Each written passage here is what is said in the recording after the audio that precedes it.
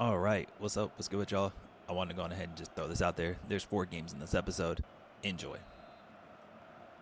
After being injured and being gone for so long, for 3 months, with having a broken toe, and man, oh man, let me tell you, over these course of these 3 games, my form was very rusty. Very rusty. Felt odd getting some touches onto the ball. That should have been a penalty, but it was clean tackle. Getting those touches back, getting the chemistry back with the team, getting back in form again, working myself to get back into the starting 11, which was a struggle. It was a struggle. It was a hassle. Yeah, having to recollect myself again and get back into playing, football. Clean goal by me, to kind of just get my confidence back up because, don't want to take that chance. At the end of the day, the coach made the right choice. The manager made the right choice, putting me as a sub for now until I got fully back in form and my confidence back and, being back healthy because, you don't want to come back from any injury period, whether it's ACL, MCL, broken toe, separated shoulder, or a broken leg. You don't want to come back and then they book you right in the starting 11. Your confidence is not there. You're nervous. You have to keep yourself composed all over again. But I wanted to bring that up, and also want to talk about some potential future things for what'll happen with JelloGPastel and myself, aka me. I'm JelloGPastel. So few teams I've been kind of eyeballing over the course of the season, and what other teams are in need of a good striker as well. One of them being AC Milan and the other being Arsenal. Now, if you guys in the comment section down below, and especially if some of y'all are coming from TikTok as well too, have any recommendations or have any teams that I should also try and shoot for, let me know, because I want this career mode to be a thing of certain choices we make together, then some choices I may have to make myself because it's tough decisions out here. With being in the position that you're in, doing the things that you got to do to make sure you're playing at the fullest form of capabilities, making sure you're on a team that, is going to produce and succeed and do well.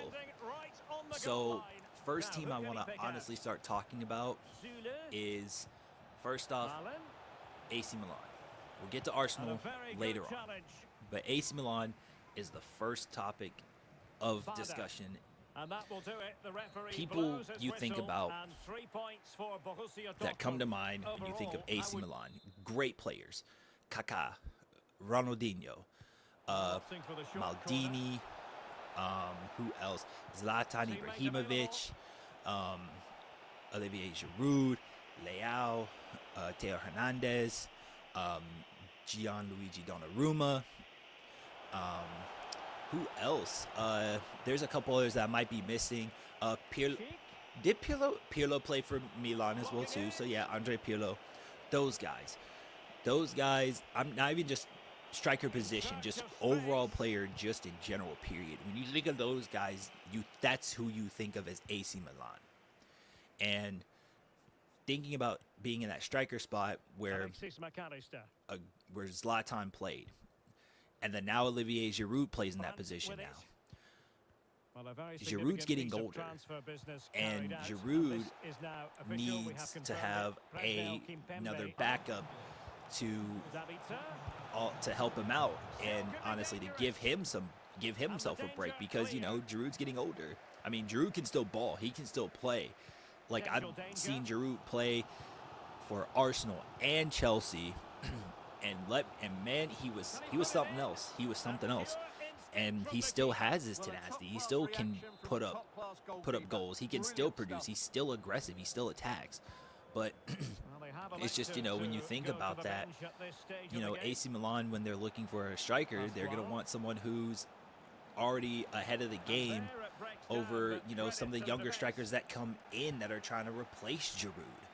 So I feel like that would be a good fit for me because the fact that not only have I well-rounded myself in two great leagues, which is the Dutch league, the Eredivisie, playing for Ajax, where I did well, and the other league being, of course, currently right now Borussia Dortmund, which, I mean, yeah, it sucks that I was out for 3 months, but the comeback is real. From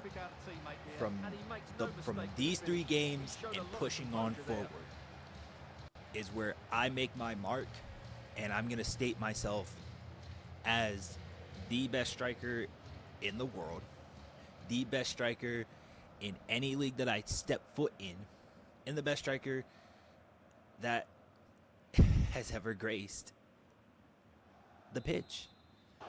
That's one of the few things. And I know also too that, yeah, I might not win a Ballon d'Or, of course, next season because of my injury, but the following season after that, I'm winning a Ballon d'Or. I'm gunning for that. One of the other things too is, you know, getting the opportunity to play with Christian Pulisic, Captain America. So I don't know if you guys knew or already knew, but yeah, my player plays for the English national team. Bit of a backstory on that. I'll get into that right now. A bit of a backstory behind that. He grew up, you know, was born in the U.S., born and raised in the U.S., and got to the age about 6. Then, you know, he was doing well, playing well in the academies.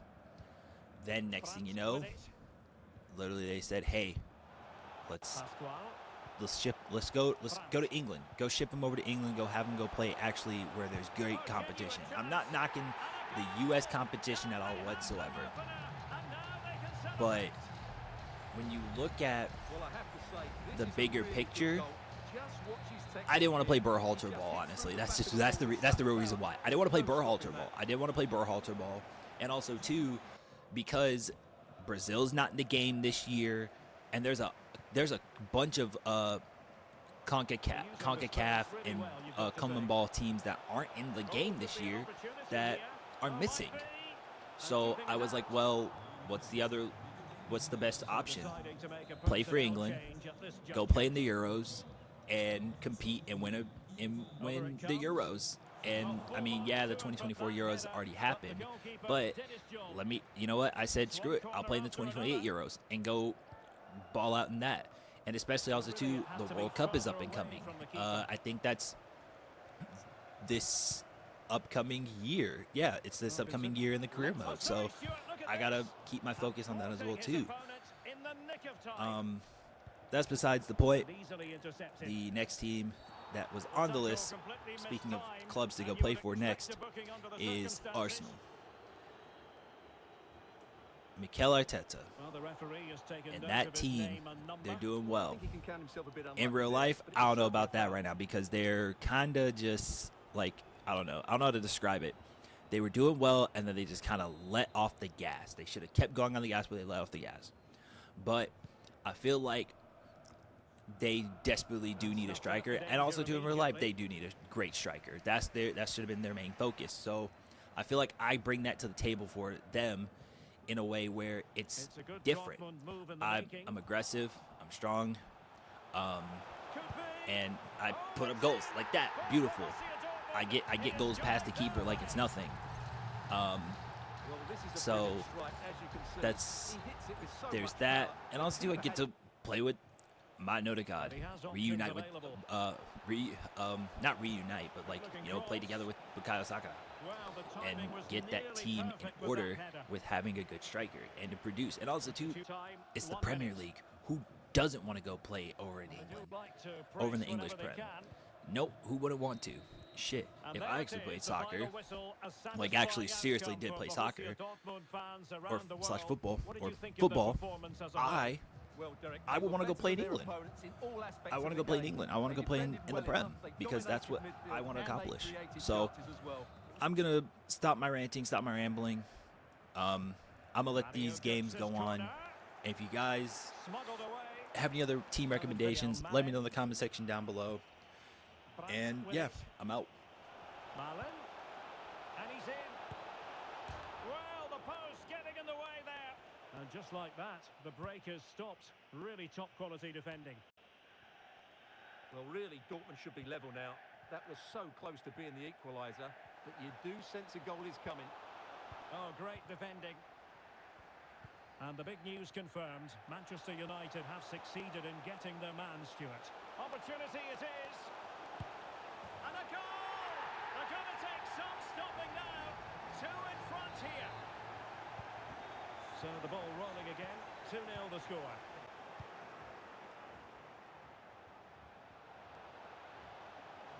Well, using the space really well. But now can they push on? Oh, big opportunity. There it is. A goal to reduce the arrears and give them hope that they can turn this round. Well, time for a goal update. Something is happening in the Hoffenheim game. Let's hear about it from Alex. It's another goal for Leipzig. Oh, jumping in. They're in a great position here. And the post denied him. Well, Dortmund won't come any closer than that. It really did look like being the equaliser. They were so unlucky there. Gives it a go. And he's kept it out. Fully stretched. Somehow reaching it. Corner kick played in. Ball is loose. And passing it through. Well, having been awarded the corner, they'll no doubt look to put the issue beyond all doubt. Well, as you can see, it wasn't even close, was it? No debate about that one.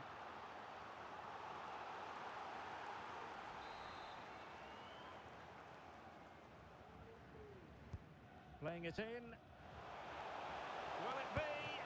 Foiling his opponent completely. Oh, an excellent save, and they're still alive. Well, that really would have been it. Sir Stuart. Well, it's been a tight match, but they haven't done quite enough going forward, in my view. It's all been a bit too predictable. A lot of passing, but not enough penetration. They have to get crosses into the box. Can't miss, surely. A glorious opportunity it was, and that could loom large. Well, that should have put them level. That could be it for them. Really good interception. They have to be bold, Borussia Dortmund, in these circumstances. Oh, genuine chance. A goal! Sheer excitement. Level again here. Well, back underway here. Sounded, and it was an intense battle throughout. It finishes in a draw. Let's focus.